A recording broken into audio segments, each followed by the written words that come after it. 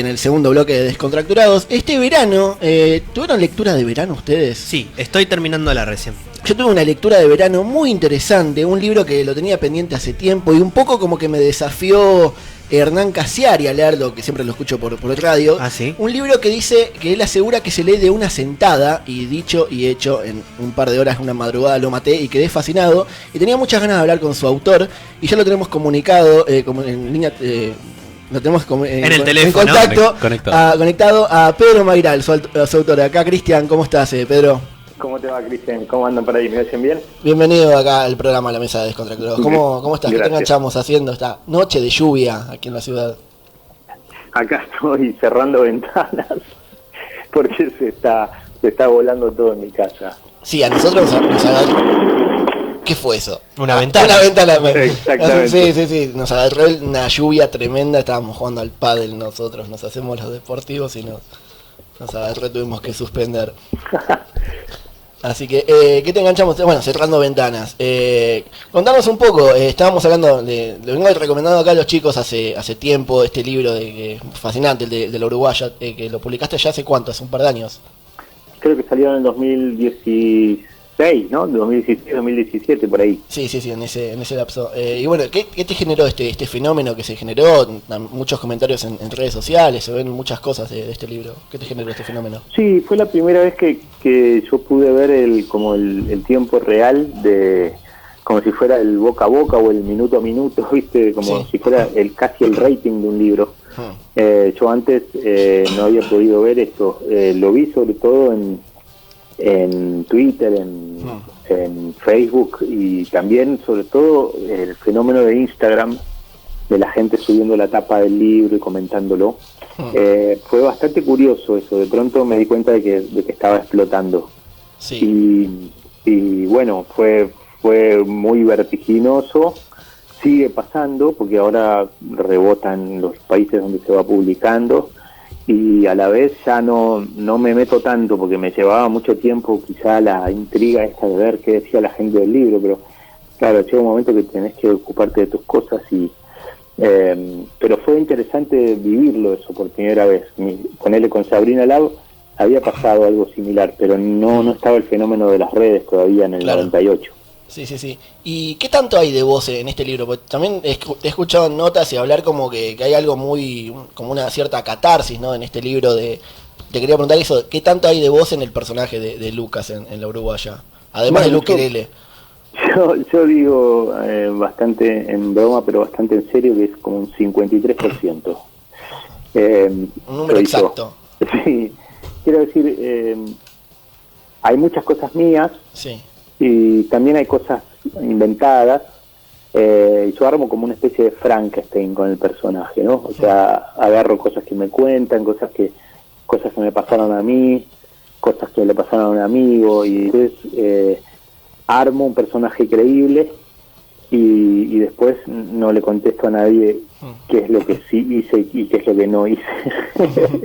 Para no arruinar el libro, ¿no? Porque si explico qué es exactamente lo que, digamos, fue mi experiencia, me parece que le quito un poco el morbo o esa especie de costado chusma que uno tiene como lector, y que me parece totalmente, digamos, admisible, y es así, digamos, uno inventa al autor cuando lo lee.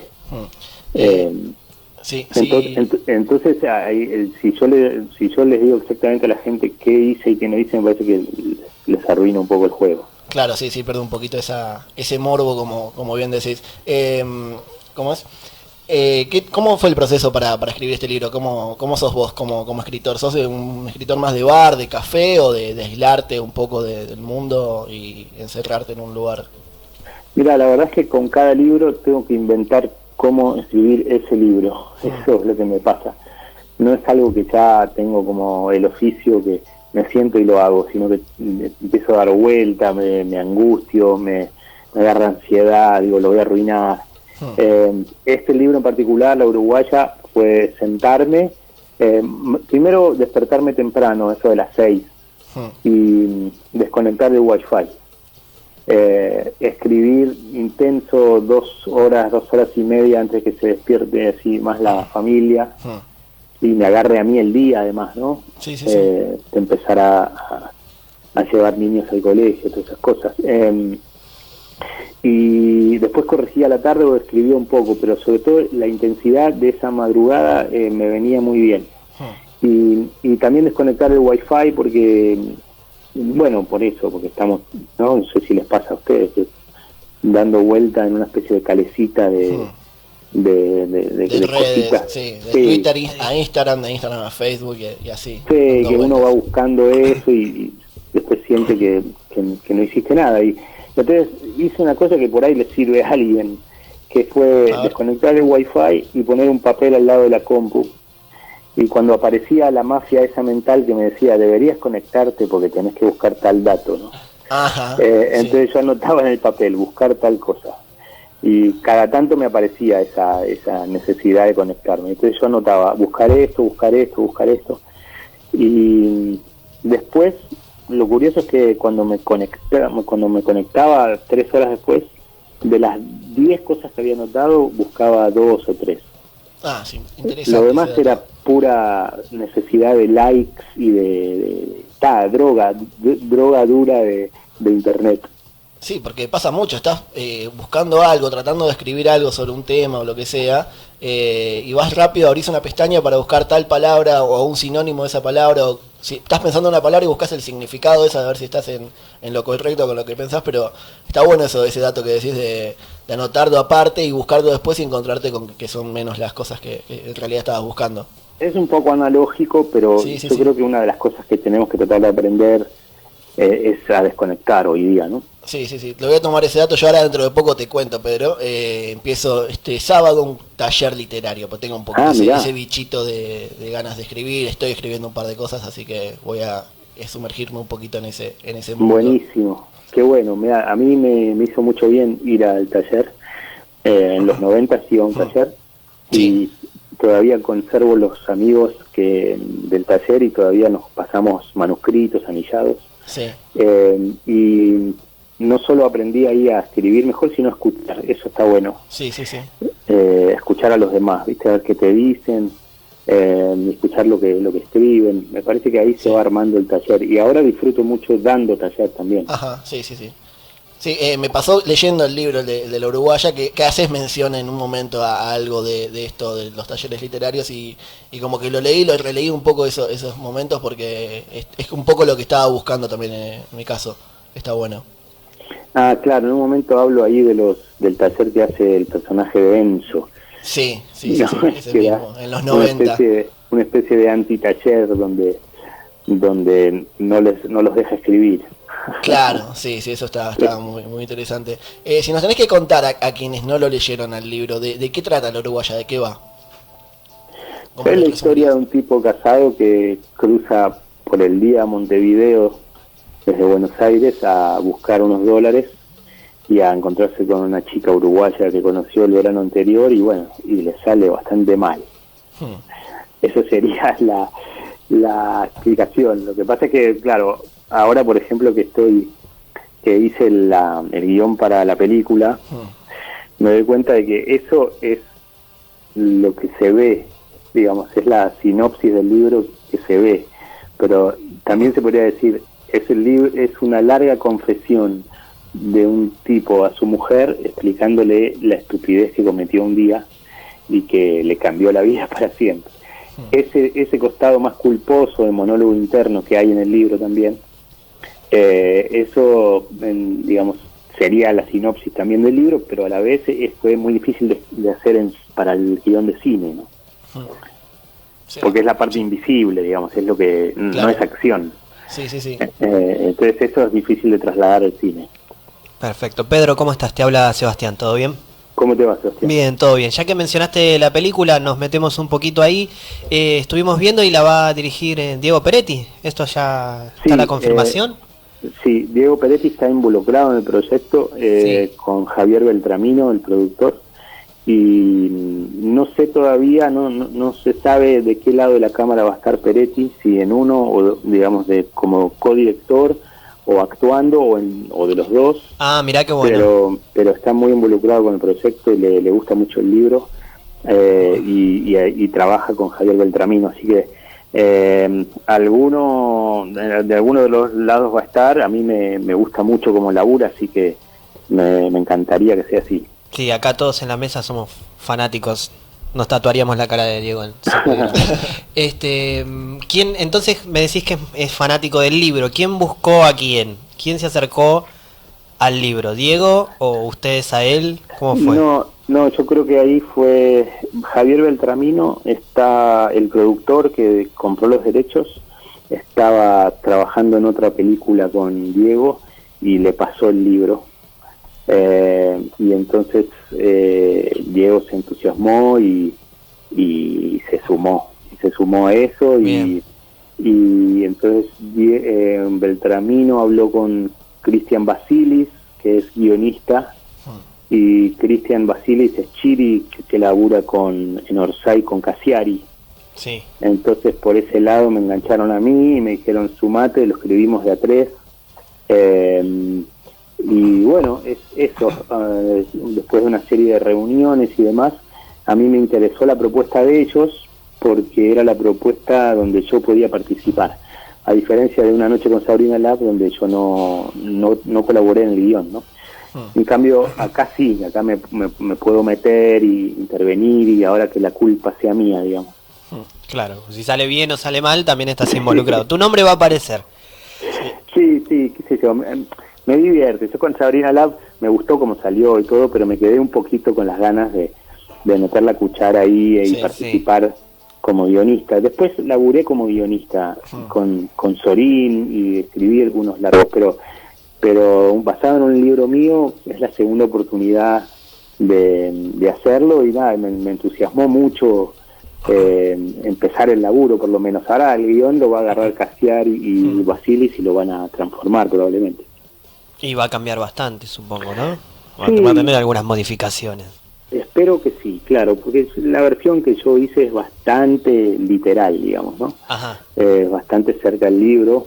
Si bien hay cosas que las adapté para que se vuelvan visuales, ¿no? Como les decía recién, todo ese monólogo interno es difícil de mostrar, pero lo exterioricé de alguna forma. Pero bueno, ahora la idea es que lo hagan todavía un poco más cine, porque es un cambio de lenguaje, pasar de la palabra a la imagen es una traducción, digamos. Claro. ¿Y vos, cuando arrancaste a escribir, tenías esta intención de potenciar el libro de alguna manera? ¿Tenías alguna expectativa de que llegue hasta una película, por ejemplo? No, cuando yo escribo hago la mejor novela posible. Bien. Le doy todos los elementos al lector para que se haga un peliculón en la cabeza. Exacto. Con una voz y con una mirada, y es como si fuera en todo caso un guión cerebral, ¿no? Claro. Y si hubiera pensado en la película, lo hubiera escrito totalmente distinto y probablemente quizá no hubiera salido demasiado la idea.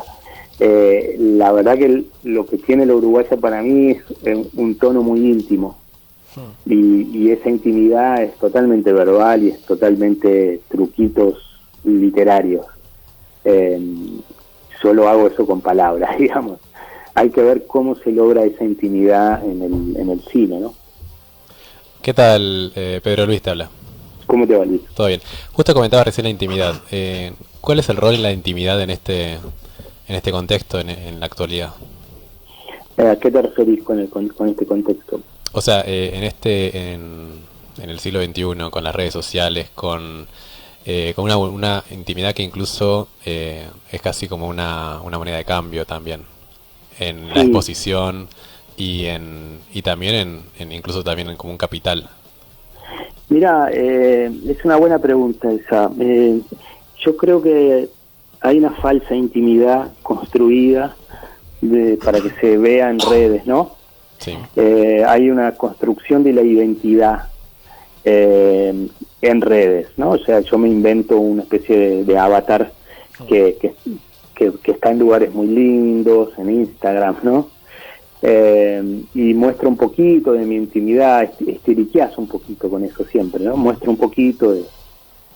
por ejemplo, me acuerdo un día que mi hija dejó todos todos unos muñequitos en la bañadera, ¿no? Y entonces yo saqué una foto de mis pies en la bañadera con todos los muñequitos.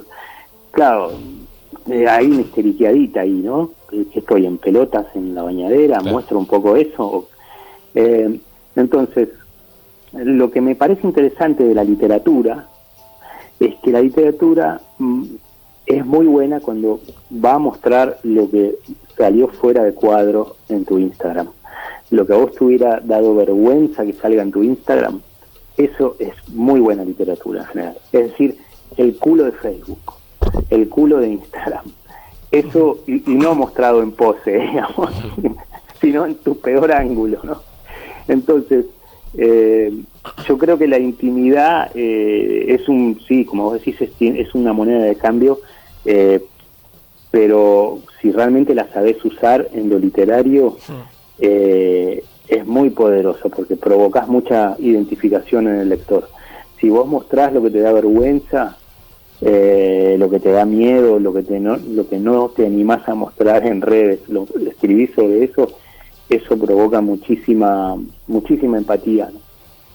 Para quien recién se engancha, estamos hablando con Pedro Mairal, autor de la novela uruguaya, y siguiendo un poco con este tema de la intimidad y cuánto expusiste en esta novela justamente, ¿es verdad que tuviste que organizar un asado para tu familia para aclarar que no eras 100% vos este personaje?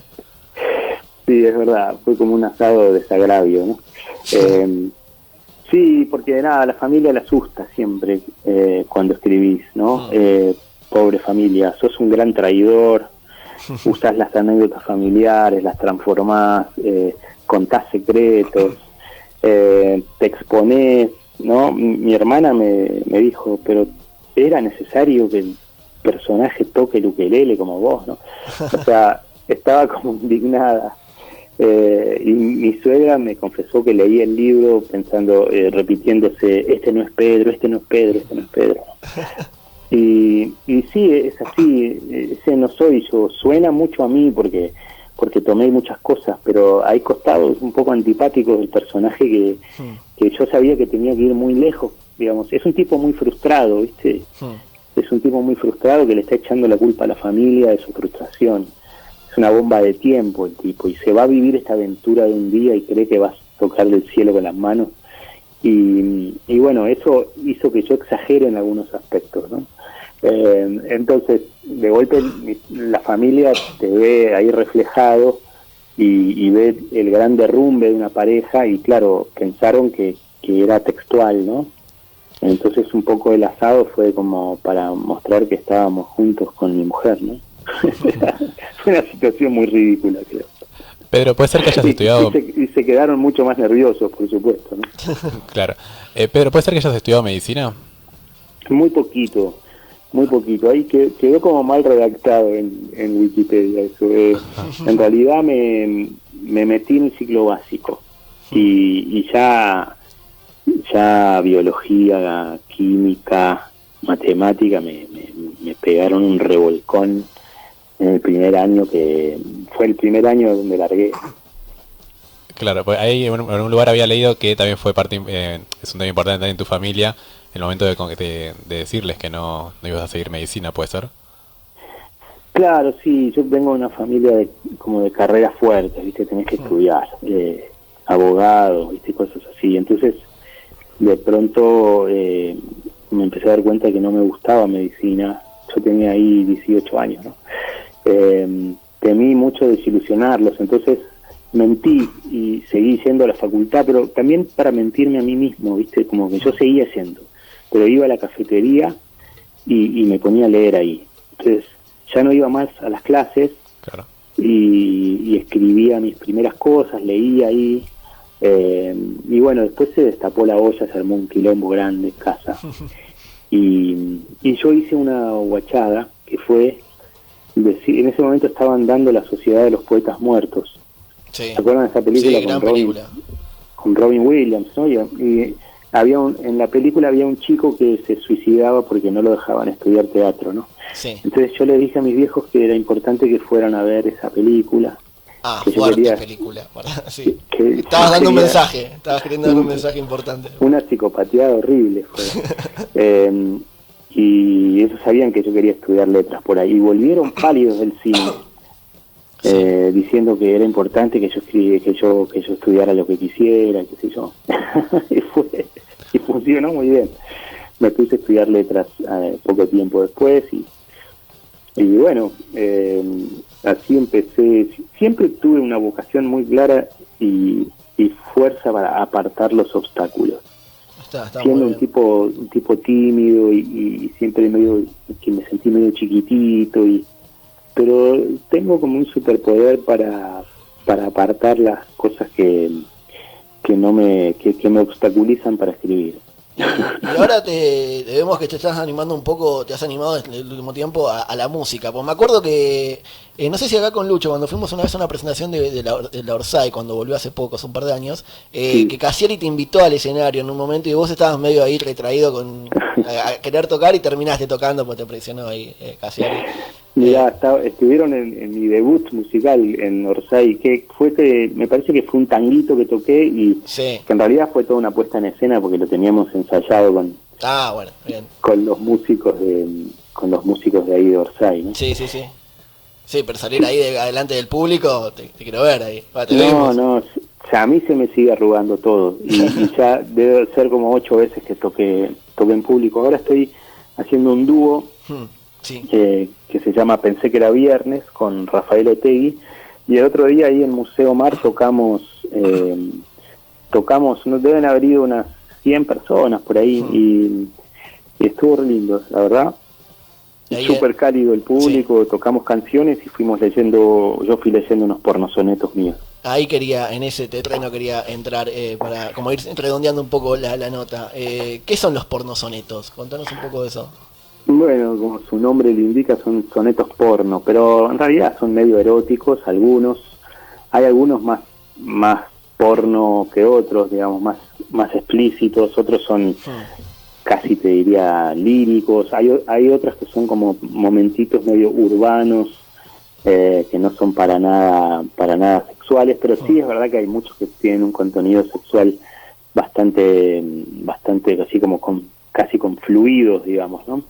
Para decirlo de alguna manera.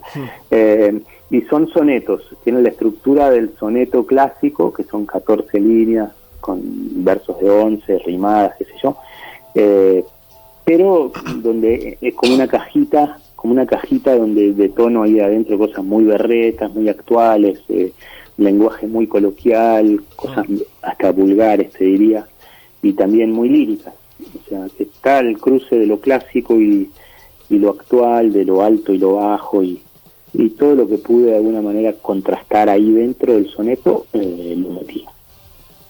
Pedro, la última de mi parte.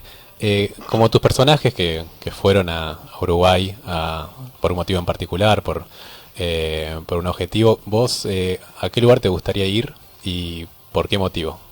¿De Uruguay decís o de cualquier Del lugar mundo, del universo. No me gustaría salir del planeta Tierra, no me gustaría para nada. Me da una asfixia y una claustrofobia la sola idea de salir de la atmósfera.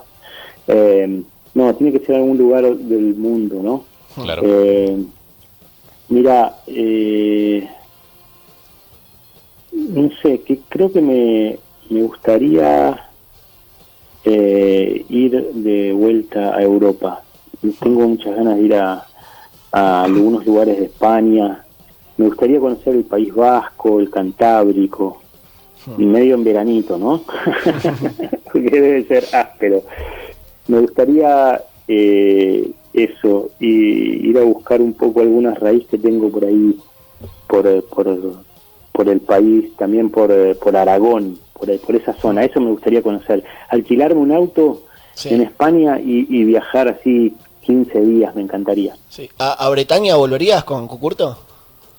Sí, con Cucurto, eso fue, qué bueno estuvo eso. Era la Bretaña francesa, ¿no? O sea, el bracito de Francia ahí donde está el Canal de la Mancha casi, y está Inglaterra ahí muy cerca, ¿no?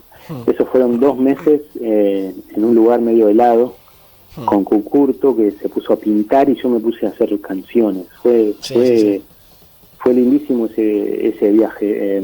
Sí, volvería. Lo que pasa es que volver sin Cucurto capaz que no es muy divertido. Cucurto me llevaba a bailar salsa y cosas así. Sí, sí, sí. Hay otro texto que también recomendamos que está disponible en la revista, en la Orsay, esas crónicas de Bretaña que son fantásticas en todo lo que vas narrando en esa historia, es muy, muy fascinante.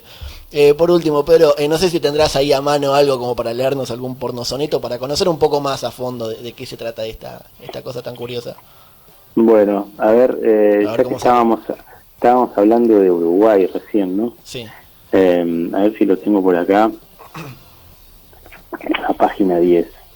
Acá aparece el nombre de un tal Ramón en un momento, porque yo publicaba estos sonetos sí, bajo el seudónimo de Ramón Paz. Entonces eso después cayó, pero sigue figurando un tal Ramón. Y les voy a mostrar lo que pasa a veces con la rima acá, ¿no? Puse la palabra Uruguay y después la tuve que rimar con algo. Y entonces ahí va. Te vas en un avión al Uruguay, le dice a una chica, ¿no? Te vas en un avión al Uruguay. Jugás al rancho allá en Cabo Polonio. Sin agua, sin TV, sin matrimonio.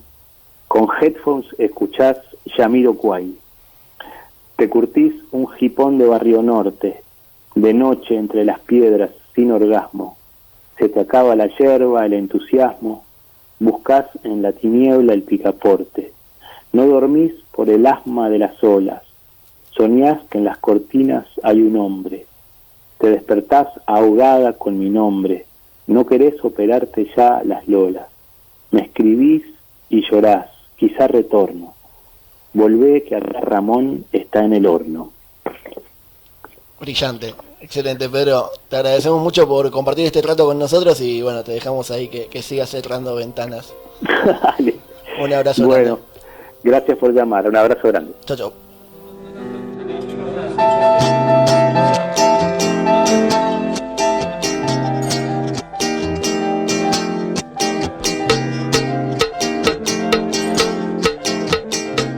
Comienzo del espacio publicitario. @está en todos lados.